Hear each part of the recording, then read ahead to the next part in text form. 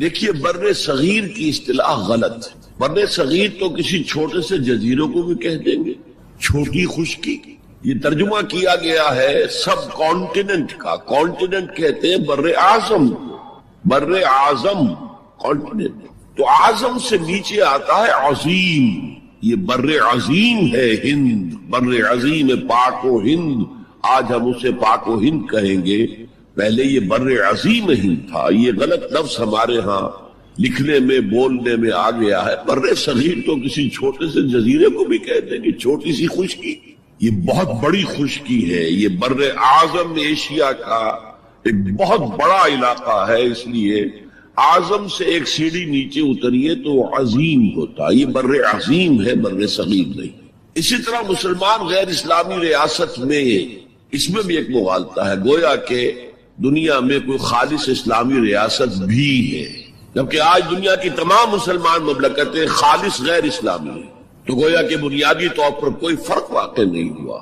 مسلم اکثریت کا ملک ہونا اور بات ہے، اور اسلامی ریاست ہونا اور بات ہے، زمین و آسمان کا فرق۔ بہرحال ان دونوں موضوعات پر میں کوشش کروں گا کہ اپنے خیالات آپ کے سامنے رکھوں، اور مجھے اندیشہ ہے کہ آپ میں بہت سے حضرات میری بعض آراء سے اتفاق نہیں کریں گے، لیکن میں خلوص و اخلاص کا تقاضا پورا نہیں کروں گا، نہ اپنی ذات سے نہ آپ سے۔ اگر وہی بات آپ سے نہ کہوں اور آپ کے سامنے نہ رکھوں کہ جو میری حقیقی رائے ہے، تو میں چند باتیں رکھوں گا، قبول کرنا نہ کرنا آپ کا کام ہے۔ دیکھیے بر عظیم پاک و ہند کے ضمن میں سب سے پہلے تو دو بدقسمتیوں کو نوٹ کرنا۔ پہلی بدقسمتی یہ کہ یہ بر عظیم دور نبوت کی سعادتوں سے محروم رہا۔ دور نبوت میں یہاں تک دعوت اسلام نہیں پہنچی، اکا دکا کوئی لوگ مسلمان ہوئے ہیں۔ مالابار کا کوئی راجہ تھا جس نے شق القمر کا معجزہ اپنی آنکھوں سے دیکھا تھا، اسے جب معلوم ہوا یہ تو اصل میں ایک عرب میں پیدا ہونے والے رسول کی انگلی کے اشارے سے ہوا تھا، تو وہ ایمان لے آیا۔ لیکن یہ آئسولیٹڈ واقعات ہیں۔ بحیثیت مجموعی بر عظیم پاک و ہند دور نبوت کی برکات سے محروم رہا۔ پھر یہ کہ دور خلافت راشدہ کی برکات سے بھی محروم رہا۔ یہاں اسلام کسی قابل ذکر حیثیت میں آیا ہے دور بنی امیہ میں، وہ بھی کسی دعوت و تبلیغ کے مثبت مقصد کے لیے نہیں، بلکہ ایک انتقام اور بدلے کے لیے کہ کچھ مسلمان تاجروں کا ایک بحری قافلہ جو سرندیپ سے لنکا سے جا رہا تھا عرب کی طرف، اسے یہاں کراچی کے قریب اسے یہاں کے سندھی ڈاکوؤں نے لوٹ لی۔ اس پر مطالبہ آیا اسلامی مسلمان حکومت کی طرف سے، وہ ملوکیت تھی، اب وہ اسلامی حکومت اس معنی میں نہیں رہی تھی جس معنی میں کہ خلافت راشدہ اسلامی حکومت تھی، کہ جو قیدی ہے تمہارے پاس رہا کرو اور کمپنسیٹ کرو جو بھی نقصان یہاں ان مسلمان تاجروں کا ہوا ہے۔ جب اس کے جواب میں بالکل منفی رد عمل موصول ہوا تو پھر چڑھائی کا فیصلہ کیا گیا، گویا کہ یہ ایک سزا دینے کی ایک مہم تھی۔ بہرحال اس وقت جو اسلام یہاں آیا تھا اس کے کریکٹرز اس اسلام سے کچھ مختلف تھے جو بعد میں یہاں آیا ہے۔ وہ اسلام جو محمد ابن قاسم کی سرکردگی میں سندھ میں آیا اور سندھ سے آگے بڑھ کر ملتان بلکہ موجودہ پاکستان کے تقریباً پورے نصف علاقے تک پہنچ گیا تھا، فٹ ہلز آف کشمیر تک، یہ اسلام خالص عربی اسلام تھا۔ ملوکیت تو آ گئی تھی لیکن بدویت اور عربیت جو ہے اس کی چھاپ اس پر ابھی گہری تھی۔ اور اس اسلام میں نہ ابھی فرقے تھے، نہ مسلک تھے، نہ حنفی، نہ مالکی، نہ شافعی، نہ حنبلی، نہ عقائد کے بارے میں بحثیں شروع ہوئی تھی، علم کلام کی بحثیں ہوئی تھی، نہ ابھی یونانی فلسفے اور منطق کا حملہ ہوا تھا، ابھی کچھ نہیں تھا، سادہ اسلام۔ اسلام اپنی اصل سادگی پر برقرار تھا، چنانچہ اس کی قوت تسخیر بڑی زبردست ثابت ہوئی، اور خاص طور پر محمد ابن قاسم جو نوجوان 17-18 برس کا نوجوان اور نہایت نیک اور پاک باز، سندھ کے ہندوؤں نے جو اپنی ایک روایت ہے کہ اس طرح کا آدمی تو کوئی اوتار ہی ہو سکتا ہے، فارسی میں بھی کہا جاتا ہے کہ در جوانی توبہ کردن شیوے پیغمبری است، جوانی کے اس عمر میں بھی کوئی شخص پاک زندگی گزار رہا ہو تو یہ تو پیغمبروں کا طریقہ ہے، اور ہندوستان میں تصور پیغمبروں کا نہیں تھا، اوتاروں کا تھا۔ تو اسے بھی ایک اوتار سمجھ کر اس کی مورتیاں تراش کر مندروں میں رکھ لی گئی اور ان کو پوجا جانے لگا۔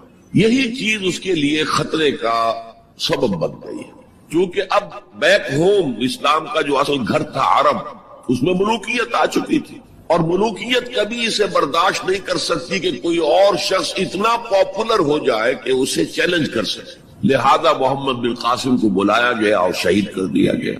اب اس کے بعد ظاہر بات ہے کہ وہ اسلام ریسیڈ کرنا شروع ہوا، واپس آنا شروع ہوا، اس کے کچھ اثرات اس علاقے میں رہ گئے، لیکن اسلام کی واپسی ہو۔ یہ اسلام کا پہلا ورود تھا بر عظیم کی سرزمین پر۔ اس کے بعد اسلام آیا ہے 300 برس بعد، اور اب یہ آیا ہے شمال مغربی سرحدی صوبے میں جو درے ہیں، کوہ سلیمان میں، کوہ ہندو کش اور کوہ سلیمان میں، درائے خیبر ہے، درائے ٹوچی ہے، درائے گومل ہے، درائے بولان ہے، یہاں سے آنا شروع۔ اس اسلام کی خصوصیات کچھ اور تھی۔ ان 300 سالوں میں فقہی مسالک بھی پیدا ہو چکے تھے، حنفی، مالکی، شافعی، حنبلی، ان کے درمیان اختلافات بھی تھے، بحثیں بھی تھی، مناظرے بھی تھے۔ دوسرے ایک خاص جو ہے تصوف کا فن جو ہے وہ بہت ترقی کر چکا تھا، اور اس میں اکثر و بیشتر وحدت الوجود کا تصور اس کی بنیاد میں موجود تھا۔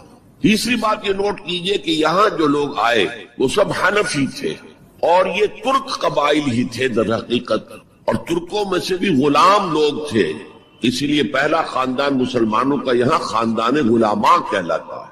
ترک غلام تھے یہ، جو اپنی ذاتی صلاحیت اور اپنی استعداد کی بنا پر ترقی کرتے کرتے بادشاہت کے مقام تک پہنچے۔ عالم اسلام میں اس وقت 2 عظیم جگہوں پر غلاموں کی حکومت تھی، اور اس سے اندازہ ہو سکتا ہے کہ اسلام میں غلاموں کا فیوچر کتنا روشن ہے۔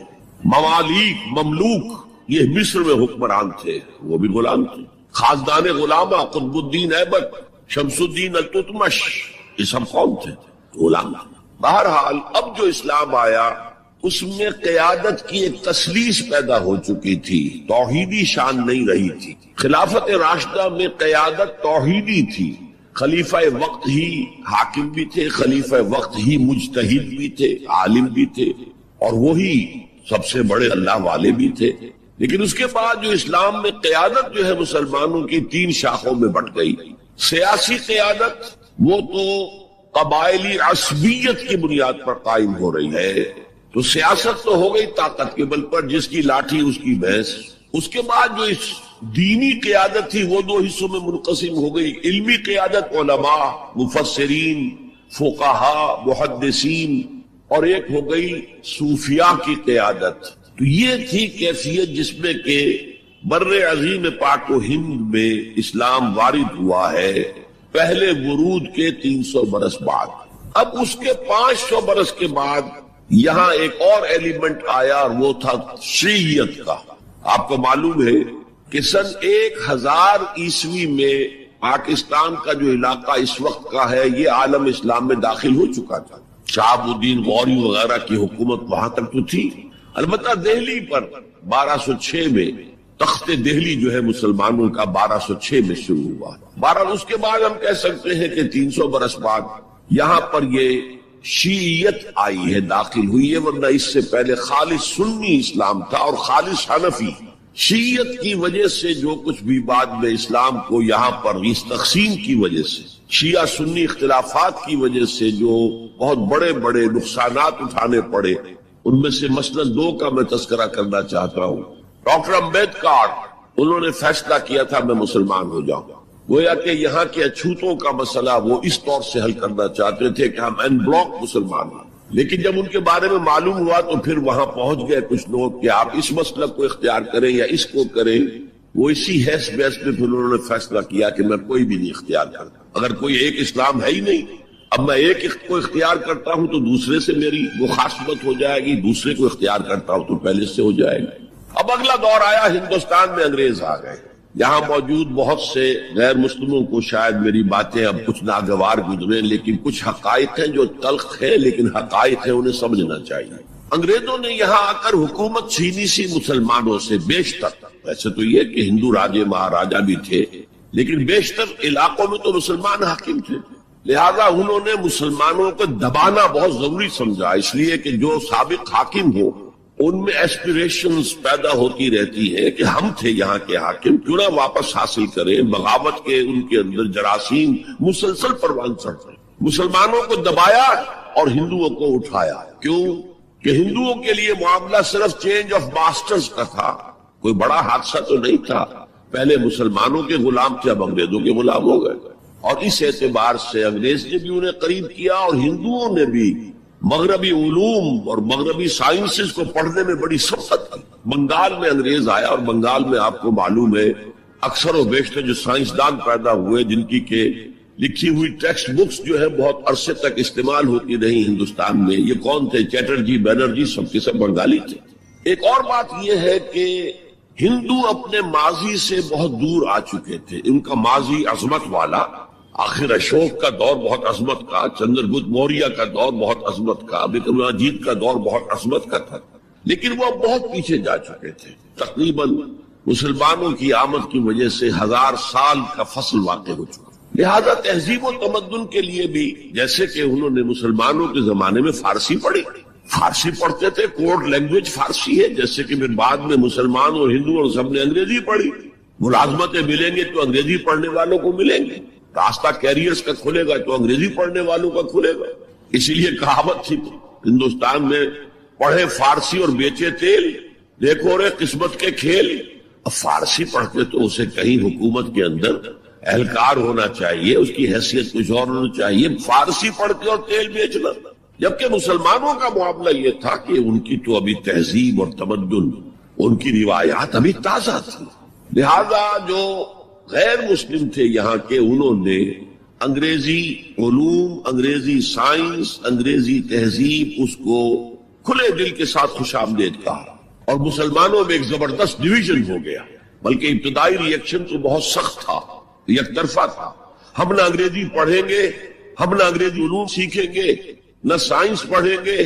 ہم تو اپنے کونوں کھدروں میں، اگرچہ جو سیلاب آ گیا ہے اس کو روکنے کی طاقت تو ہم میں نہیں ہے، لیکن ہم کونوں میں جا کر بیٹھ جائیں گے. قال اللہ و قال رسول.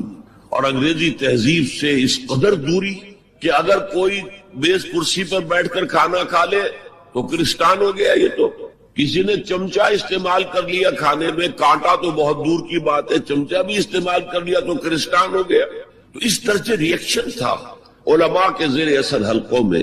گویا کہ وہ جو گاندھی جی کا فلسفہ تھا نان کوآپریشن، تو مسلمانوں نے انگریزوں کے ساتھ شدید قسم کا naan cooperation from the very beginning شروع کی. اس پر سر سید احمد خان نے ان دونوں چیزوں کی مخالفت کی. ایک تو انہوں نے انگریزوں کو بتایا کہ دیکھو یہ جو آزادی کی جنگ تھی یہ صرف مسلمانوں کی نہیں تھی، 1857 کی، یہ تو مشترک تھی. تو اس کے اندر کیا سبب ہوا ہے، اس کی وجہ سے آپ مسلمانوں سے بودھ محسوس نہ کریں. اور مسلمانوں سے بھی کہا بھائی انگریزی پڑھو، انگریزی علوم حاصل کرو، سائنس پڑھو، سائنٹیفک نالج حاصل کرو، ورنہ تمہاری حیثیت ہندوستان میں کیا رہ جائے گی؟ پلے دار رہ جاؤ گے یا گوشت فروش رہ جاؤ گے. اللہ اللہ خیر صلی اللہ، اور تمہاری کوئی حیثیت نہیں رہے گی.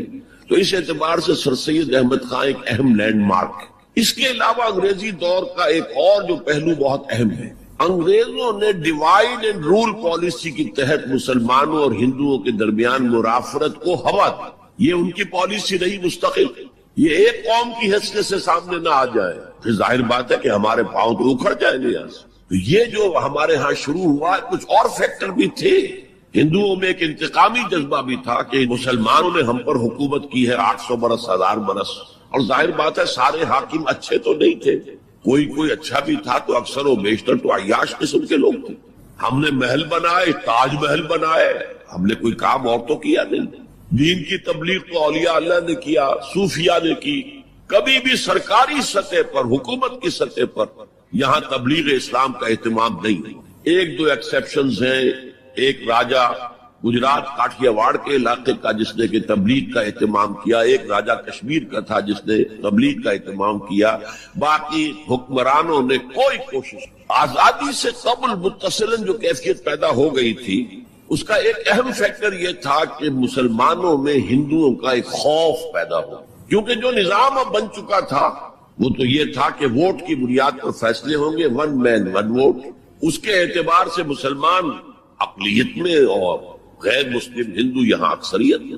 تو گویا کہ ہمیشہ کے لیے اگر ایک ملک کی حیثیت سے یہ ملک جو ہے تقسیم آزادی حاصل کرتا ہے تو مسلمان غلام ہو جائے گا، ان کی تہذیب بھی ختم کر دی جائے گی۔ شدھی کی تحریک شروع ہو چکی تھی، ان کا مذہب بھی تبدیل کرنے کی کوشش کی جائے گی۔ میوات کے علاقے میں بڑی زبردست تحریک اٹھائی گئی تھی شدھی کی، جس کا توڑ کرنے کے لیے مولانا محمد الیاس رحمۃ اللہ علیہ سامنے آئے اور تبلیغی جماعت کا انہوں نے سلسلہ شروع کیا۔ یہ اصل میں میوات کے اندر جو شدھی کی تحریک تھی اس کا جواب تھا، اس سے حفاظت مسلمان۔ تو اندیشہ یہ تھا کہ ہندو ایکسپلائٹ کرے گا، ہماری تہذیب کو ختم کرے گا، ہماری زبان کو ختم کرے گا، معاشی طور پر ہمیں ایکسپلائٹ کرے گا، مفلوج کرے گا، اور اپنی سی کوشش کرے گا کہ ہمارا مذہب بھی تبدیل کرا دے۔ مسلمانوں کی ایک قومی جماعت، اگرچہ وہ شروع میں قومی اس کو کہنا غلط تھا، وہ نوابوں، جاگیرداروں، نواب زادوں ان کی جماعت تھی مسلم لیگ، جو 1906 میں قائم ہوئی۔ مسلمان عوام کا اس سے ساتھ کوئی نہ رابطہ تھا، نہ ان کا کوئی رابطہ عوام کے ساتھ۔ اس کی جو 1906 سے لے کر 1924 تک کی جدوجہد ہے، وہ ساری دفاعی جدوجہد تھی۔ ہمارے یہ حقوق ہونے چاہیے، ہمیں اس کی ایشورنس دی جانی چاہیے، ہمیں سیپریٹ الیکٹوریٹ دیا جائے، اور یہ کہ اس سے بھی آگے بڑھ کر ہمیں مرکز میں کچھ زیادہ حیثیت دی جائے تاکہ ہماری بھی کوئی حیثیت ہو، کوئی توازن پیدا ہو سکے۔ بس اسی پر ساری گفت و شریف تھی۔ اور اس کے ضمن میں محمد علی جناح جو ہے وہ تو پروفٹ آف لو قرار دیے گئے تھے، اتحاد کا پیغام بر۔ وہ 1906 میں تھے انڈیا میں موجود، مسلم لیگ میں شامل نہیں ہوئے تھے، کانگریس کے رکن تھے۔ اس کے بعد 1913 میں جا کر مسلم لیگ میں شامل ہوئے ہیں مولانا محمد علی جوہر کے کہنے پر، پھر بھی کانگریس کے رکن بھی رہے، مسلم لیگ کے رکن بھی رہے، اور انہوں نے حتی الامکان کوشش کی کہ کوئی فارمولا ایسا بن جائے جس پہ کہ اتحاد ہو جائے اور ضمانت مل جائے کہ مسلمانوں کے ساتھ کوئی اس قسم کا سلوک نہیں کیا جائے گا کہ وہ بالکل یوں سمجھیے کہ ایک نیچے لگ کر رہ جائیں اور ان کی کوئی حیثیت نہ رہے۔ لیکن وہ ناکام ہوئے، شدت کے ساتھ ناکام ہوئے، اور پھر اس درجے مایوس ہوئے کہ ہندوستان چھوڑ کر جا کر انگلستان میں بس گئے، اور وہاں انہوں نے اپنی لیگل پریکٹس شروع کر دی۔ ایس ایم اکرام صاحب جو ایک بڑے مصنف ہیں، آب کوثر، موج کوثر، روض کوثر کے جو مصنف ہیں، وہ اہم ترین کتابیں ہیں تین مسلم انڈیا کی، political as well as cultural history, ثقافتی جو معاملہ ہے وہ بھی ساتھ ساتھ ہر دور میں کیا اس کا رنگ رہا ہے، تو اس کو بہت ہی سمجھیے ایک بڑے ماہرانہ انداز میں انہوں نے بہت عمدگی کے ساتھ مرتب کیا ہے۔ وہ اس وقت آکسفورڈ میں پڑھ رہے تھے، طالب علم سے نوجوان، وہ ملے محمد علی جناح سے۔ اس وقت تک ابھی وہ قائد اعظم کا تو خطاب انہیں نہیں ملا تھا، محمد علی جناح، اور ان سے کہا آپ ہندوستان چھوڑ کے کیوں آ گئے، ہندوستان کے مسلمانوں کو تو آپ کی ضرورت ہے۔ تو انہوں نے سخت الفاظ کہے تھے کہ ہندو ناقابل اصلاح ہے، یہ اس وقت کی ہندو قیادت پر ان کا تبصرہ تھا، اور مسلمانوں کا حال یہ ہے کہ ان کا کوئی لیڈر مجھ سے صبح جو بات کرتا ہے شام تک ڈپٹی کمشنر یا گورنر تک پہنچا دیتا ہے، تو ایسی قوم کی قیادت میں کیسے کروں؟ لیکن اصل میں ایک ٹرننگ فیکٹر آیا ہے، turning point in the history of Muslim league movement, and that was 1930۔ اس میں جو الہ آباد میں مسلم لیگ کا سیشن ہوا تھا، اس میں خطبہ صدارت دیا تھا علامہ اقبال۔ علامہ اقبال اس سے پہلے ہندوستان میں ایک سور پھونک چکے تھے کہ اب اسلام کی نشأت ثانیہ کا دور آنے والا ہے، اسلام جو ہے دوبارہ دنیا کے اندر برسر عروج آئے گا۔ ایک امید افزا صورتحال علامہ اقبال نے اپنی ملی شاعری سے پیدا کر دی۔ کتاب ملت بیضا کی پھر شیرازہ بندی ہے، یہ شاخ ہاشمی کرنے کو ہے پھر برگ و بر پیدا، سبق پھر پڑھ صداقت کا، شجاعت کا، عدالت کا، لیا جائے گا تجھ سے کام دنیا کی امامت کا۔ نوا پیرا ہو اے بلبل کے ہو تیرے ترنم سے، کبوتر کے تنے نازک میں شاہی کا جگر پیدا۔ اور ویسٹرن سیویلائزیشن کو انہوں نے چیلنج کیا تھا، دیار مغرب کے رہنے والوں خدا کی بستی دکان نہیں ہے، کھرا جسے تم سمجھ رہے ہو وہ اب ذرے کم عیار ہوگا، تمہاری تہذیب اپنے خنجر سے آپ ہی خودکشی کرے گی، جو شاخ نازک پہ آشیانہ بنے گا ناپائیدار۔ یہاں فرسٹ ورلڈ وار کے بعد جو عالم اسلام کی کیفیت ہوئی تھی، اس پر کس قدر یاس انگیز، نا امیدی سے بھرا ہوا مرثیہ مولانا حالی نے لکھا تھا۔ قوم کی زبان اس وقت وہ تھی، قومی شاعر جو ہے قوم کی زبان ہوتا ہے۔ پستی کا کوئی حد سے گزر نہ دیکھے، اسلام کا گر کر نہ ابھر نہ دیکھے، مانے نہ کبھی مد ہے ہر جزر کے بعد دریا کا ہمارے جو اترنا دیکھے. اور آخر میں جو مناجات بحضور سرور کونین صلی اللہ علیہ وسلم، اے خاصہ خاصان رسول وقت دعا ہے، امت میں تیری آ کے عجب وقت پڑا ہے.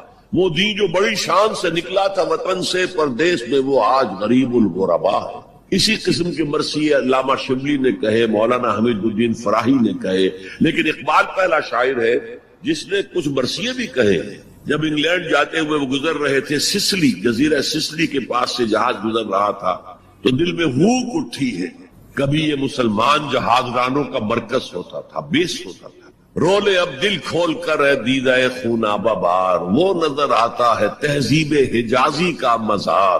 تھا یہاں ہنگامہ ان سیرا نشینوں کا کبھی، بحر بازی گاہ تھا جن کے سفینوں کا کبھی. کہا ہے مرثیہ بھی کہا، اقبال کے ہاں مرثیہ ہے، لیکن ساتھ ہی ایک امید افزا پیغام کہ اب دوبارہ نکل کے صحرا سے جس نے روما کی سلطنت کو الٹ دیا تھا، سنا ہے یہ قدسیوں سے میں نے، وہ شیر پھر ہوشیار ہوگا. یہ جو عوامی ایک فضا ان کی شاعری سے پیدا ہو چکی تھی، ملی شاعری سے، انہوں نے 1930 میں آ کر مسلم لیگ کی موومنٹ میں اس کا انجیکشن لگا دیا. اسی طرح چلتی ہوئی ایک تحریک تھی، 1906 سے آئی تھی، 24 برس ہو چکے تھے 1930 تک، اب اس میں ایک انجیکشن لگا دیا گیا، احیاء اسلام. اس خطبے میں علامہ نے ایک طرف مسلم قومیت کو بہت مستحکم کیا دلائل کے ساتھ، عمرانی دلائل، پولیٹیکل سائنس کے جو مستحکم اصول ہیں ان کی بنیاد پر کہ مسلمان ایک علیحدہ قوم ہے. اور نمبر 2 انہوں نے کہا، اور یہ ایک پروفیسی تھی، ایک طرح کی مستقبل کے بارے میں ایک پیشن گوئی تھی، تجویز نہیں تھی. پارٹیشن آف انڈیا کی تجویز تو بہت بعد میں آئی ہے، 1940 میں، یہ 1930 کی بات میں کر رہا ہوں. تو انہوں نے کہا تھا مجھے یقین ہے کہ یہ ڈیسٹنی ہے، تقدیر مبرم ہے کہ ہندوستان کے شمال مغرب میں، شمال مشرق کا انہیں اس وقت احساس نہیں ہوا تھا. ایسٹ پاکستان کا جو اب بنگلہ دیش ہے ادھر ان کی نگاہ نہیں گئی تھی. ہندوستان کے شمال مغرب کے اندر ایک آزاد مسلمان ریاست قائم ہوگی، اور اگر ایسا ہو گیا تو ہمیں موقع مل جائے گا کہ دور ملوکیت میں، جس کے لیے لفظ بڑا ثقیل استعمال کیا انہوں نے، عرب امپیریلزم. یہ بنو امیہ، بنو عباس یہ عرب امپیریلسٹ تھے، یہ عرب قوم کیا امپیریلزم تھا. ان کی حکومت اسلام کی عکاسی کرنے والی نہیں تھی، اسلام کی عکاسی کرنے والی تو خلافت راشدہ تھی، ابو بکر تھے، عمر تھے، عثمان تھے، علی تھے رضی اللہ تعالی عنہ. تو دور ملوکیت میں یا دور عرب امپیریلزم میں جو داغ دھبے آ گئے ہیں اسلام کے چہرے پر، انہیں صاف کر کے اور صحیح اسلام کی ایک شکل دنیا کو دکھایا. یہ انجیکشن ہے پازیٹیو مقصد کا. اس وقت تک، اس سے پہلے تک تحریک صرف ایک منفی جذبے پر چل رہی تھی، ہندو کا خوف، ہندو اکثریت کا خوف، ایکسپلائٹیشن کا اندیشہ. لیکن اب اسے ایک مثبت بنیاد مل گئی. 1932 میں قائد اعظم گئے انگلستان، لندن، گول میز کانفرنس میں. جناح صاحب اس میں شریک نہیں تھے، اس لیے کہ وہ تو ویسے سیاست کا میدان چھوڑ چکے تھے. اس موقع پر پھر علامہ اقبال نے ملاقاتیں کی ہیں جناح صاحب سے، اور وہی انجیکشن ان کو بھی لگا اور انہیں پھر آمادہ کیا کہ آئیں واپس ہندوستان. اور اس انجیکشن کے حوالے سے مسلمانوں نے ہند کو منظم کرے اور جمع. تو یہ پھر تحریک پاکستان جو ہے، چونکہ مسلمانوں کے جذبات کے ساتھ اس کی ہم آہنگی، معجزہ ہو گیا کہ مسلم مائنورٹی کے پروونسز نے کس طریقے سے یکجا اور یکسو ہو کر اس موومنٹ کو سپورٹ کیا. حالانکہ انہیں معلوم ہے کہ کسی بھی حساب سے ان کے تو پاکستان میں شامل ہونے کا کوئی امکان تھا ہی نہیں، بلکہ تحریک مسلم لیگ اصل میں مائنورٹی پروونسز کی تحریک تھی. جو صوبے بعد میں پاکستان میں شامل ہوئے ہیں ان میں سرحد میں تو کانگریس کی حکومت تھی ٹل دی لاسٹ ڈیٹ، پنجاب میں یونینسٹ حکومت تھی ٹل دی لاسٹ ڈیٹ. صرف ایک سندھ تھا مغربی پاکستان میں کہ جو وہاں مسلم لیگ کی حکومت تھی. ہاں، بنگال میں مسلم لیگ کی حکومت تھی، اور بنگال ہی مولد ہے جہاں ولادت ہوئی ہے 1906 میں مسلم لیگ کی، اور طویل ترین عرصے تک مسلم لیگ کی حکومت وہاں رہی. اب بھی وہاں پر تحریکیں چلتی رہتی ہیں اینٹی پاکستان. 2 مرتبہ پاکستان نے ایئر فورس بھی استعمال کی ہے وہاں پر، یہ سب کچھ آپ کو معلوم ہے. بہرحال اس کے نتیجے میں ملک تقسیم ہو گیا، اور 2 قوموں کے درمیان جو نفرت اس دوران میں پیدا ہو گئی تھی وہ ایک آتش فشاں کی طرح پھٹ پڑ. جو کچھ ہوا ہے پارٹیشن کے وقت، میں نے آپ کو بتایا تھا انگریزوں سے آزادی ہم نے حاصل کی، لیکن ہم نے نہ ایک انگریز کو مارا، نہ کسی انگریز نے ہم میں سے کسی کو مارا. لیکن جو آپس کی خوریزی ہوئی، تاریخ انسانی کی عظیم ترین ٹرانسفر آف پاپولیشن، کروڑوں انسان ادھر سے ادھر، ادھر سے ادھر، اور پھر عظیم خوریزی، بربریت، وحشت. معلوم ہوتا کہ نفرت کی کوئی آگ اندر جل رہی تھی، بس اسے موقع چاہیے تھا کہ وہ بھر آئے. وہ میں کچھ نہ کچھ تجزیہ کر چکا ہوں کہ یہ نفرت جو ہے کچھ انڈیجینس بھی تھی، کچھ تھی ان کے اندر ایک جذبہ انتقام تھا کہ دوسروں نے ہم پر حکومت کی اتنے عرصے، لیکن اس میں بڑا حصہ جو ہے وہ انگریز کی ڈیوائڈ اینڈ رول پالیسی کا تھا. اور وہ جاتے جاتے ایک بون آف کنٹینشن بھی ڈال گیا کہ یہ دونوں اس پر لڑتے رہے تاکہ ہمارے خلاف کوئی جذبہ نفرت ان کے اندر نہ ابھرے. تو یہ انگریز کی پالیسی تو یقیناً بہت کامیاب تھی، لیکن وہ نفرت کا جو عالم اس وقت تھا اس کو آپ اس وقت امیجن نہیں کر سکتے. وہ نوجوان جو پیدا ہی ہوئے بعد میں پارٹیشن کے بھی 20 25 30 سال بعد پیدا ہوئے، انہیں کیا اندازہ ہو سکتا ہے؟ قطعاً اندازہ نہیں. کبھی کبھی ربط ہو جاتا ہے معاملہ، جیسے کہ کبھی کسی جگہ ہو گیا، کبھی کسی جگہ ہو گیا. ابھی حال ہی میں جو کچھ گجرات میں ہو گیا تھا وہ ہو جاتا ہے، لیکن یہ کہ کوئی ہندو اور مسلمانوں کے درمیان وہ دشمنی اور وہ معاملہ اب نہیں ہے، بلکہ بہت سے لوگ اس کو امیجن ہی نہیں کر سکتے کہ معاملہ کس حد تک پہنچ گیا. اس کے بعد ایک خیال یہ تھا ہندوستان میں کہ پاکستان جلدی ختم ہو جائے گا، اور اس کی کوششیں بھی کی گئی. پاکستان کے حصے کا روپیہ روک لیا گیا، پاکستان کے حصے کے ہتھیار روک لیے گئے. پاکستان نے اس کو محسوس کیا کہ it's a threat to its existence, جس کے نتیجے میں، جس کے رد عمل میں وہ امریکہ کی جھولی میں جا گرا. It was a reaction. میں اسلامی جمعیت طلبہ کا ناظم اعلیٰ تھا 1953 میں. ہمارے وزیر اعظم اس وقت تھے خواجہ نادم الدین، وہ لاہور کے دورے پر آئے تھے. میں طلبہ کا ایک وفد لے کر ان سے ملنے گیا. ایک تو اس زمانے میں وہ اینٹی قادیانی موومنٹ چل رہی تھی اور اس میں بہت کچھ تو خون لاہور میں ہوا تھا، اس کے بارے میں نے کچھ باتیں کی. اور پھر میں نے ان سے کہا یہ میڈو اس بلا کا نام ہے. میڈو تھی اس وقت، مڈل ایسٹ ڈیفنس آرگنائزیشن. آپ کن بندروں میں ہمیں باندھ رہے ہیں؟ بہت ہی بھلے آدمی تھے. مجھے واقعہ یہ ہے کہ ایک ہی میری تو ملاقات ہے، لیکن اس شخص کی شرافت کا اور سادگی کا جو نقش قائم ہوا میرے دل پر، وہ آج تک موجود. دیکھیے یہ معاملہ جو ہے یہ حکومت کا ہے، یا آپ نوجوان ہیں، طالب علم ہے، آپ کا اس سے کوئی سروکار نہیں. میں ذرا نٹ کھٹ قسم کا تھا اس وقت بھی نوجوان. میں نے کہا جناب آپ ہمیں ان بندروں میں باندھ کر آپ چلتے بنیں گے، ملک تو ہم نے سنبھالنا ہے بعد میں. We must know what you are doing. بس یہ کہنے پر اچھا آگے کوئی جواب نہیں. دیکھیں الفاظ 3 جملے ان کے سنا رہا ہوں، یہ پوری ہماری تاریخ کا لب لباب بنتا ہے. دیکھیے پنڈت جی تو نہیں چاہتے نا کہ پاکستان قائم رہے، پنڈت نہرو، اور ہم اکیلے تو ہندوستان کا مقابلہ نہیں کر سکتے نا، تو ہمیں تو کوئی سہارا چاہیے نا. 3 جملے یہ پاکستان کی فورن پالیسی کا اول روز سے کارنر سٹون ہے. بلکہ یہاں میں ذرا ضمنی طور پر بتا دوں کہ پاکستان کے قائم ہونے اور قائم رہنے میں کتنا بڑا ہاتھ اور کتنا بڑا دخل پنڈت نہرو کا ہے. دیکھیے ایک جینیس شخص تھا ابوالکلام آزاد، جینیس، اس میں کوئی شک نہیں. اور کیبنٹ مشن پلان کا مرتب کرنے والا وہی تھا. کیبنٹ مشن پلان کو مسلم لیگ نے بھی تسلیم کر لیا کہ ہندوستان 3 زونز کے مشتمل ہوگا، آزاد ہوگا، مرکزی حکومت ایک ہوگی، ایک ویسٹرن زون، ایک ایسٹرن زون، ایک سینٹرل زون. تقریباً وہی جو پاکستان کا نقشہ تھا کہ ایک مغربی پاکستان، ایک مشرقی پاکستان، ایک نیچے بھارت. سینٹرل گورنمنٹ کے پاس فلاں جو ہے یہ اہم ترین چیزیں تو سینٹرل گورنمنٹ کے پاس ہوگی. فورن پالیسی ہوگی، بجٹ ہوگا، مالیات کا معاملہ ہوگا، ڈیفنس ہوگا، یہ ان کے پاس ہوگا، کمیونیکیشنز ہوگی. باقی یہ ریجنز جو ہے ان کو حق ہوگا وہ اپنے اپنے فیصلے کریں، اپنے معاملات چلائیں، اپنے قوانین بنائیں. ایک شق اس میں ایسی تھی کہ 10 سال کے بعد کسی بھی حصے کو، کسی زون کو سیسیڈ کرنے کا، علیحدہ ہونے کا حق حاصل ہوگا. گویا کہ کم سے کم 10 سال کے لیے آزاد پاکستان کا مطالبہ ختم. قائد اعظم نے مان لیا. تو اب اگر کوئی امکان تھا تو وہ 10 سال کے بعد تھا نا. اب کس نے بنوایا پاکستان؟ وہ تو چونکہ مولانا آزاد اس درجے بددل ہو چکے تھے، قائد اعظم نے انہیں شو بوائے کہہ کے اتنا جو ہے بددل کر دیا تھا کہ انہوں نے کانگریس کی صدارت چھوڑ دی.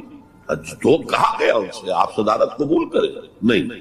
پنڈت جی ہو گئے صدر، اور پنڈت جی سے جب پوچھا گیا کیبنٹ مشن پلان کے بارے میں تو انہوں نے کہہ دیا ایک دفعہ ہندوستان آزاد ہو جائے پھر کون کسی کو علیحدہ ہونے دیتا ہے. بات تو سچی تھی، نکل جاتی ہے جس کے منہ سے سچی بات مستی میں، فقیہ مسئلہ بھی سے وہ رندے بادہ خار اچھا، بات تو سچی تھی لیکن کہنے کی نہیں تھی اس وقت۔ اس پر فوراً قائد اعظم نے ریورس گیئر لگایا کہ اگر نیت نہیں ہے تو پھر ہم نہیں مانتے، وی آر گوئنگ بیک۔ تو عالم واقعہ میں پاکستان کس نے بنوایا 1947 میں؟ ہسٹری کا تجزیہ کیجئے، سمجھئے یہ کچھ اللہ تعالیٰ کی مشیت تھی۔ تمام انسانوں کے دل حضور کی ایک حدیث کے مطابق اللہ کی دو انگلیوں کے مابین ہوتے ہیں، وہ جدھر چاہتا پھیر دیتے۔ اللہ کی حکمت تھی، اللہ چاہتا تھا کہ یہ مسلمانان ہند جو کہہ رہے ہیں اللہ ہمیں آزادی دے، انگریز سے بھی دے، ہندو سے بھی دے، تیرے دین کا بول بالا کریں گے، ہم تیرے نبی کا دین قائم کریں گے، تو اللہ ایک چانس دے کر دیکھ لینا چاہتا تھا کہ یہ کرتے کیا ہے۔ حالانکہ لارڈ ماؤنٹ بیٹن کی تجویز تھی کہ 14 اگست کو انڈیا پہلے اس کی فریڈم ڈکلیئر ہو اور 15 کو پاکستان کی ہو۔ بیوم القیامہ ولا اقسم بالنفس اللوامہ ایحسب الانسان ان لن نجمع عظامہ۔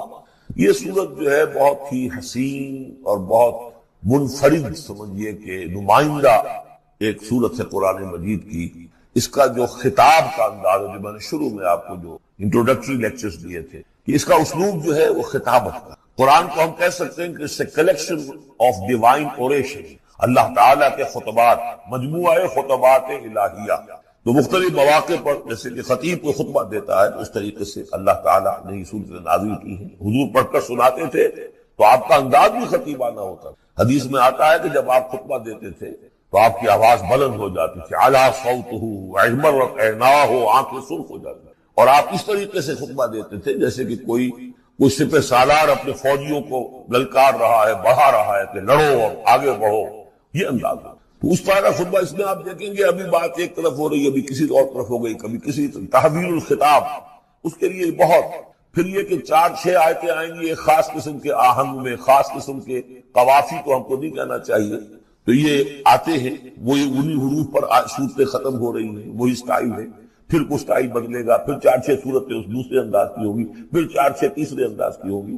تو یہ آپ صورت جو ہے فصاحت و بلاغت میں بھی فلو بے انتہا ہے اور خطیبانہ انداز، اور اس میں تحویل الخطاب۔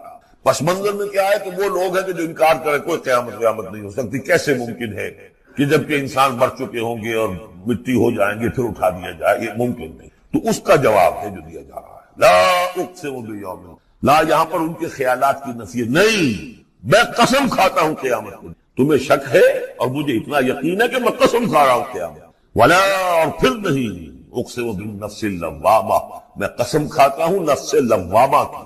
نفس لوامہ کون سا نفس انسان میں جس سے ہم ضمیر کہتے ہیں، کانشنس، ملامت کرنے والا۔ مائی کانشنس از بائٹنگ می، میرا ضمیر مجھے ملامت کر رہا ہے۔ کوئی آپ برا کام کرتے ہیں تو ضمیر اندر سے کچھ شے ہے، تو کیوں ہے یہ؟ اگر کوئی نیکی نہیں، بدی نہیں، تو یہ اندر کی خرش کیوں ہو جاتی ہے؟ اور اگر یہ نیکی ہے اور بدی ہے تو اس کا نتیجہ نکلنا چاہیے کہ نہیں؟ یعنی پہلی آیت جو ہے وہ تو اسی طرح کی ہے جیسے سورہ تغابن میں ہم نے پڑھا تھا، قل بلا وربی لتبعثن ثم لتنبؤن بما عملتم، اس میں دلیل کوئی نہیں ہے، اذعان ہے، ایک شخص اپنے یقین کو دلیل کے طور پر پیش کر رہا ہے، اور یہ اس پر سارا دار و مدار ہے۔ کون شخص ہے؟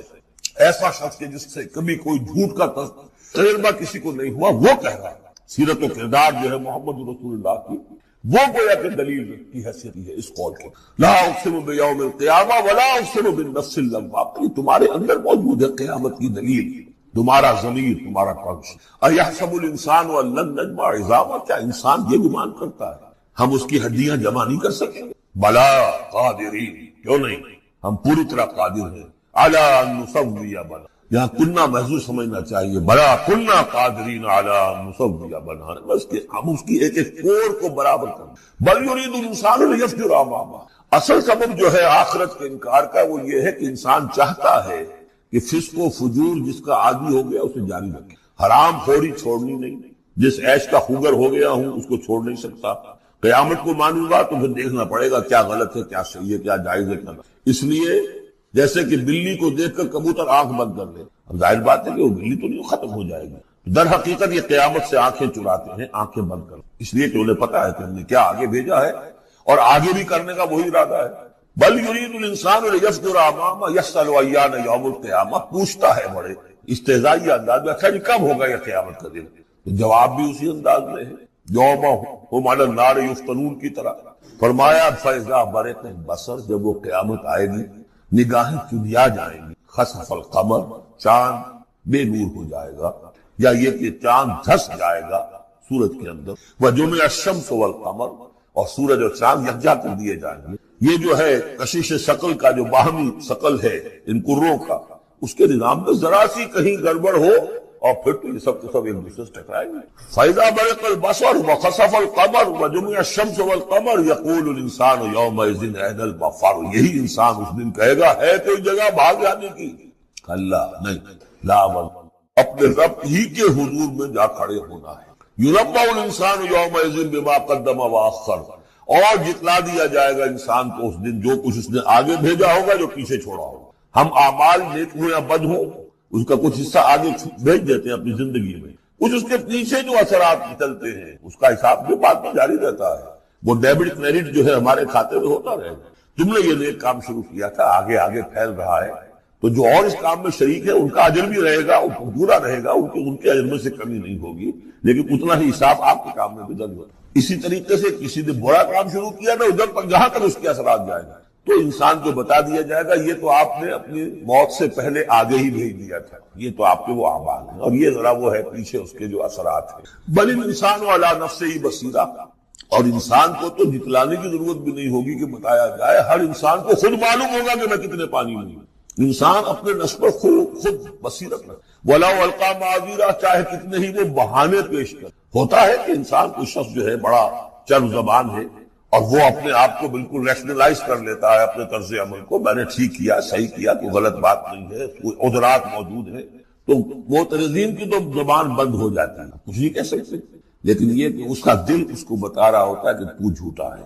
بل الانسان علی نفسہ بصیرہ ولو القیٰ معاذیرہ لا تحرک بہ لسانک لتعجل بہ، عجلت والا مضمون یہ بالکل ابتدا میں یہاں آیا تھا۔ اے نبی آپ اس قرآن کے، اب دیکھیے اب گفتگو حضور سے شروع ہو گئی، ابھی تک انسان جو منکرین تھے ان کی بات ہو رہی تھی، شروع میں امامہ، عظامہ، قیامہ، اور اس کے بعد بصر، قمر، مفر، وزر، مستقر، اب یہ پھر اس کے بعد بصیرہ، معاذیرہ، اب اس کے بعد اور بدل گئے، لا تحرک بہ لسانک لتعجل بہ، آپ اس قرآن کے ذریعے سے اپنی قرآن کے ساتھ اپنی زبان کو تیزی سے حرکت نہ دیں کہ جلدی سے آپ اس کو یاد کر لیں۔ ان علینا جمعہ وقرآن، ہمارے ذمے ہے اس کو جمع کر دینا اور پڑھوا دینا، جمع بھی کر دینا کہ اس میں سے کوئی حصہ جو ہے آپ بھولے نہیں، اور قرآن اب اس کی ترتیب بھی ہم بتاتے جائیں گے کہ اب جو وہی آئی ہے اس کو کہاں رکھنا ہے تاکہ اس کی ترتیب نہیں ہے۔ فیضا قرا نہ ہو فتبع قرآن، پھر جب ہم پڑھوائیں اس کو جس ترتیب سے اسی کی پیروی کی،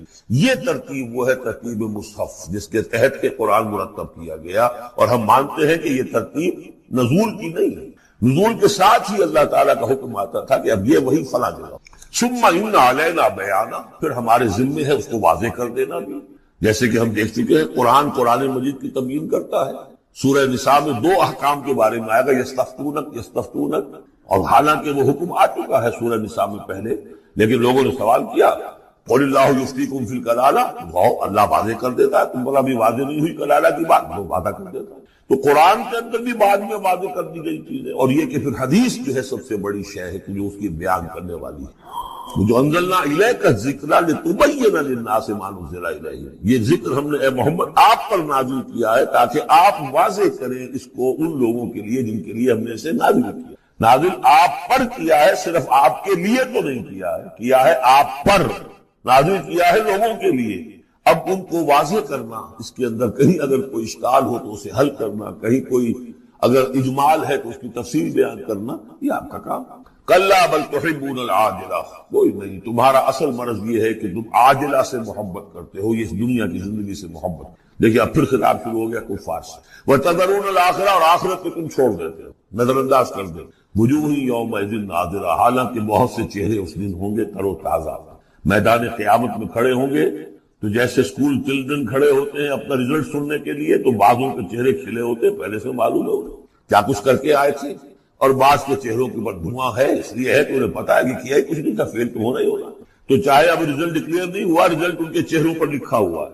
تو وجوہ یومئذ ناظرہ، بہت سے چہرے ہوں گے تر و تازہ، الی ربہا ناظرہ، اپنے رب کی طرف دیکھتے۔ اس میں بعض لوگوں نے یہ کہا ہے کہ ناظرہ سے مراد ہے انتظار کر رہے ہوں گے اپنے رب کی رحمت کا، اس لیے کہ رویت باری تعالیٰ جو ہے وہ تو ممکن نہیں ہے کہ میدان حشر میں ہو جائے، لیکن میرے نزدیک انہی حضرات کی رائے زیادہ صائب ہے جو سمجھتے ہیں کہ رویت ہوگی۔ اہل ایمان کو عین میدان حشر میں بھی ایک درجے کی رویت باری تعالیٰ سے مشرف کیا جائے گا۔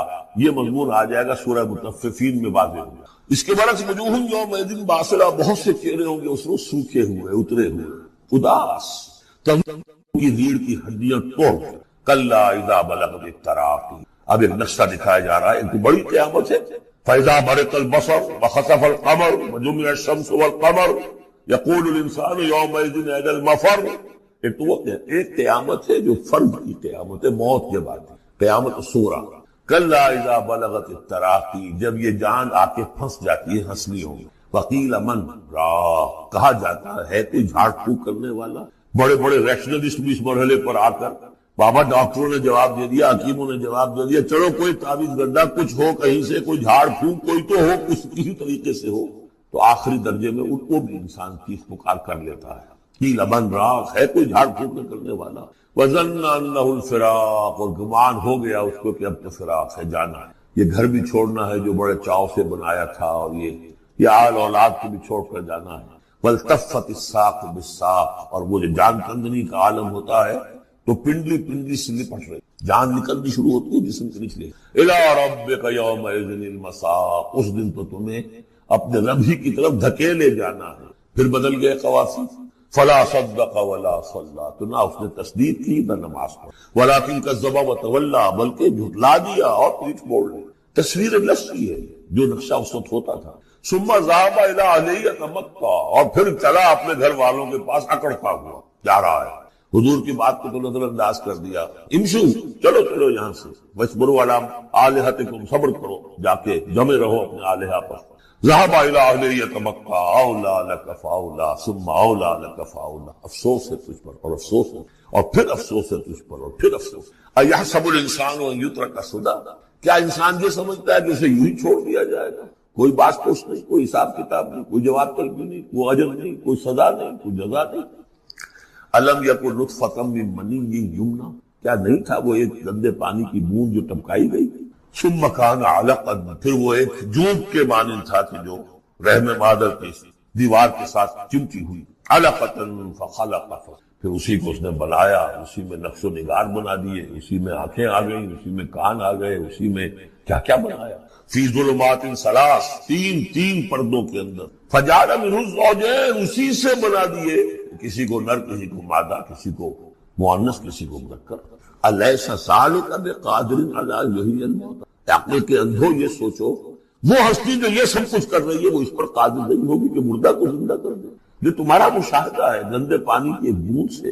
افلاطون بھی اسی سے آ گیا، اور بقراط بھی، اور سقراط بھی، اور ظاہر بات ہے انبیاء بھی وہیں سے آئے ہیں۔ کہاں سے آئے ہیں؟ ایک ہی استثناء ہے نا، حضرت عیسیٰ علیہ السلام، باقی تو سب کہاں سے آئے؟ وہیں سے آئے۔ سارے اولیاء اللہ کہاں سے آئے؟ گندے پانی کی بوند، اس سے کیا کچھ وہ بناتا ہے۔ تو تمہارا یہ خیال ہے کہ وہ مردہ کو زندہ نہیں کر سکتا، اتنا عاجز ہو گیا۔ فعینا بالخلق الاول بل ہم من خلق۔ اس کے بعد جیسا کہ یہ سوال ہے، بلا، کیوں نہیں؟ پروردگار یقینا لیس ذلک بقادر بلا نشہد انک قادر علی ان تحیی الموتى، ہم اس پر گواہ ہیں۔ والموفون بعہدہم اذا عاہدوا، اور وہ لوگ کہ جو اپنے معاہدوں کو پورا کرنے والے ہوں جبکہ وہ عہد کر لیں۔ ایفاء عہد، اس کی کیا اہمیت ہے؟ ایک حدیث، حضور کے جو خادم خاص تھے حضرت انس بن مالک رضی اللہ تعالی عنہ، تقریباً 9 برس تک مدنی زندگی جو ہے اس میں وہ حضور کے ذاتی خادم کی حیثیت سے رہے، اور ان کا کہنا یہ ہے کہ قلما ختمنا رسول اللہ صلی اللہ علیہ وسلم الا قال لا ایمان لمن لا امانۃ له ولا دین لمن لا عہد له۔ کہتے ہیں شاذ ہی کبھی ایسا ہوا ہوگا کہ حضور نے ہمیں خطبہ ارشاد فرمایا ہو کسی بھی موقع پر، اور اس میں یہ الفاظ مبارکہ آپ نے نہ فرمائے ہوں کہ اس شخص کا کوئی ایمان نہیں جس میں امانت داری کا وصف نہیں، اور اس شخص کا کوئی دین نہیں جس میں ایفاء عہد نہیں۔ کیوں؟ دین بھی نام ہے اللہ سے اپنے ایک عہد کو پورا کر۔ نماز کی ہر رکعت میں ہم کیا کہتے ہیں؟ ایاک نعبد و ایاک نستعین، پروردگار ہم صرف تیری ہی بندگی اور پرستش کرتے ہیں، اور صرف تیری ہی بندگی اور پرستش کرتے رہے، اور اے پروردگار ہم صرف تجھ ہی سے مدد کے خواہاں ہیں اور تجھ ہی سے مدد چاہتے رہے۔ یہ عہد ہے، بہت بڑا عہد ہے، بہت بڑا عہد۔ اس عہد کو پورا کرنا ہی دین ہے، اللہ کی بندگی، اللہ کے احکام کی اطاعت، اللہ نے جن چیزوں کو حرام کیا ان سے اجتناب کرتے رہنا، اللہ کے فرائض کی ادائیگی، اللہ کے لیے تن من دھن لگا دینا، ایاک نعبد و ایاک نستعین۔ اب ظاہر بات ہے کہ جو شخص انسانوں کے ساتھ چھوٹے چھوٹے کیے ہوئے عہد پورے نہیں کرتا، وہ اتنا بڑا عہد اللہ کے ساتھ کیسے نبھا دے گا؟ جو 2 پیسے کے اندر امانت کا ثبوت نہیں دے سکتا، اس میں بھی خیانت کر گزرتا ہے، وہ 2 کروڑ میں کیسے امین ثابت ہوگا؟ لہذا لا دین لمن لا عہد لہ، لا ایمان لمن لا امانت لہ ولا دین لمن لا عہد لہ۔ جس شخص میں امانت داری کا وصف نہیں ہے اس کا کوئی ایمان نہیں، اور جس کے اندر ایفاء عہد کا مادہ نہیں ہے اس کا کوئی دین نہیں۔ اب خاص طور پر اس نیکی کی بحث میں جس ربط اور ترتیب کے ساتھ یہ بات آ رہی ہے اس کو سمجھیے۔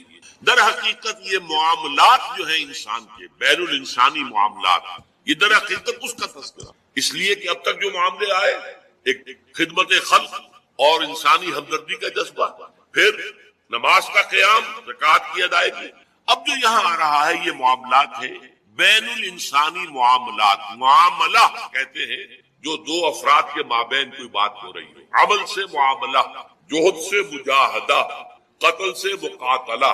تو جب 2 فریقوں کے درمیان جوہد ہوگی، جوہد کا جوہد سے ٹکراؤ ہوگا تو مجاہدہ بن جاتا ہے۔ جب 2 فریق ایک دوسرے کو قتل کرنے کے درپے ہے یہ مقاتلہ ہے۔ معاملہ جب 2 انسان یا 2 فریق یا 2 گروہ یا 2 کمپنیاں، یہ کمپنیاں جو ہے وہ بھی آپ کو معلوم ہے لیگل پرسنز شمار ہوتے ہیں، ان کے مابین کوئی معاملہ ہو رہا ہے، کوئی معاملہ طے کر رہے ہیں، ان معاملات کے اندر سٹریم لائننگ کرنے والی ایک شے ہے، اگر وہ ہو جائے سارے معاملات درست۔ اب آپ کو معلوم ہے ایفاء عہد کا جذبہ پیدا ہو جائے۔ دیکھیے معاملات کی میں آپ سے وضاحت کروں، ایک شخص امپلائر ہے، ایک امپلائی ہے، ان کے درمیان ایک کانٹریکٹ ہے، یہ ریمونریشنز ملیں گی، یہ مراعات، یہ مفادات، یہ تنخواہ، یہ کام تمہیں کر۔ اب اگر ایک شخص پوری تندہی کے ساتھ وہ کام نہیں کرتا تو وہ حرام خوری کرتا، ایفاء عہد نہیں کرتا۔ ایفاء عہد کا تقاضا یہ ہوگا کہ کوئی سپروائز کرنے والا ہے یا نہیں ہے، کوئی دیکھنے والا ہے یا نہیں ہے، وہ اپنے معاہدے کے اندر بندھے ہونے کی بنیاد پر کام کرے، اور حتی الامکان اپنی جو بہترین صلاحیتیں ہیں وہ۔ اسی طرح چھوٹا سا معاملہ ہے، آپ نے ایک شخص کو مزدور کے طور پر رکھا ہے، شام کو 100 روپے آپ نے دے، ایک معاہدہ ہے، طے ہو گیا۔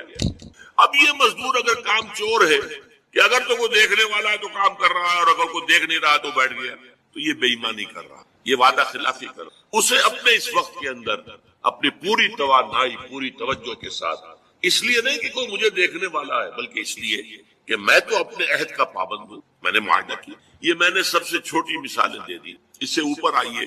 شادی کیا ہے؟ سوشل میرج، یہ سوشل کانٹریکٹ ہے۔ میرج کیا ہے؟ ایک مرد ایک عورت، اس کے درمیان معاہدہ ہے، ساری عمر کا نباہ کرنا ہے، بیوی کے یہ فرائض ہیں جو اسے ادا کرنا، شوہر کی یہ ذمہ داری ہے، اس کے نان نفقے کا وہ ذمہ دار ہے، اس کے لیے سکنا فراہم کرنا، اس کے لیے رہائش کا بندوبست کرنا، نان نفقہ اس کے، بیوی کے یہ فرائض ہیں جو اسے ادا کرنا۔ اب یہ در حقیقت ایک سوشل کانٹریکٹ ہے۔ اگر کوئی بھی اس کے اندر خیانت کا ارتکاب کر رہا ہے تو اس نے اپنے عہد کی خلاف ورزی۔ اسی طرح دیکھیے بہت سے معاہدے ہوتے ہیں جو ریٹن نہیں ہوتے، طے شدہ نہیں ہوتے۔ اولاد اور والدین میں بھی ایک معاہدہ ہوتا ہے، امپلائڈ ہے وہ کیا معاہدہ ہے؟ والدین اپنی جوانی میں اپنے آپ کو انویسٹ کرتے ہیں اپنی اولاد میں، ان کی تعلیم ہے، ان کی تربیت ہے، ان کو کھلانا ہے، ان کو پلانا ہے، ان کے لیے کپڑے کا بندوبست ہے، وہ اپنی ساری توانائیاں جو ہے لگا رہے ہیں ان کو پالنے پوسنے۔ اور اس کے اندر امپلائڈ کانٹریکٹ ہے کہ جب یہ بوڑھے ہو جائیں گے، وہ جوان ہو جائیں گے، تب ان کو لک آفٹر کریں گے، ان کی خدمت کریں گے، ان کی سیوا کریں گے، ان کے ساتھ حسن سلوک کے ساتھ پیش آئیں گے۔ یہ کانٹریکٹ ہے، چاہے یہ لکھا ہوا نہ ہو، امپلائڈ کانٹریکٹ۔ بہرحال پوری انسانی زندگی کا اگر آپ تجزیہ کریں گے تو معاہدات کے گرد اگر ایک وصف پیدا ہو جائے، ایک وصف ایفاء عہد، حضور نے فرمایا بندہ مومن کا وعدہ کر لینا عدت المومن کا اخذ الکف سے، بندہ مومن کا کسی سے کوئی وعدہ کر لینا ایسے ہے جیسے اس کا ہاتھ جو ہے اس کے ہاتھ میں آ گیا ہے، جیسے آپ نے کسی کا ہاتھ پکڑا ہوا کہاں جائے گا، لہذا وہ تو بند گیا، اس نے وعدہ کیا وہ بند گیا۔ اور یہ ایک واقعہ آتا ہے حضور کا اور یہ بھی آغاز وحی سے قبل کا واقعہ ہے۔ آپ کی زندگی میں امانت اور دیانت جس کی بنا پر الصادق الامین کے خطابات آپ کو ملے تھے اپنے معاشرے سے، آپ کاروباری آدمی تھے، تجارت کرتے تھے، ایک شخص سے کوئی بات ہو رہی تھی معاملے کی، کسی سودے کی،